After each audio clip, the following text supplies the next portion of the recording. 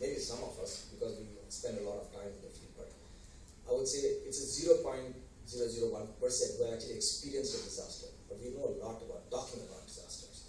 So how are we going to actually expand this knowledge networks down to the grassroots and make a knowledge network like the Solution Exchange more effective is what I thought is the focus of this session, and I'm going to bring it back into that. So I'm going to open the floor. I'm going to start with Venu. Can you just give us in 30 seconds what you think about this?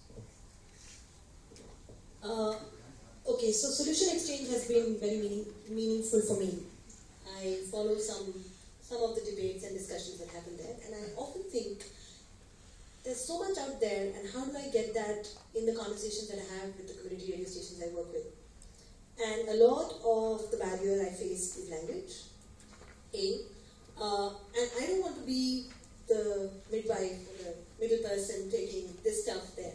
So we are dealing with technology challenges to internet access, if not to every village, but at least where the community radio stations are, so that they can access this knowledge that's available, whether it's global or from other places. And B, how do we figure out this language puzzle?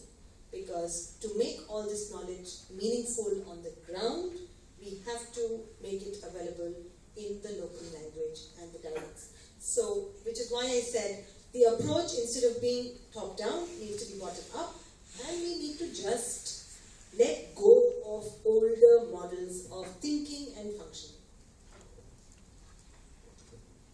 Sorry, yes, I was kind of responding to somebody online.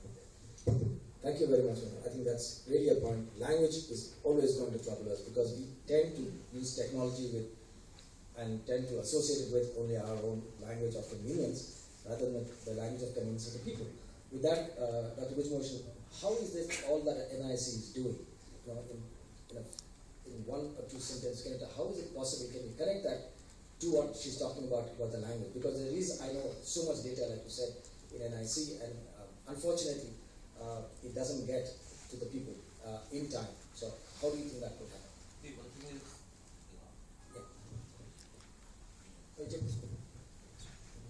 one thing is that NIC is not owner of the data.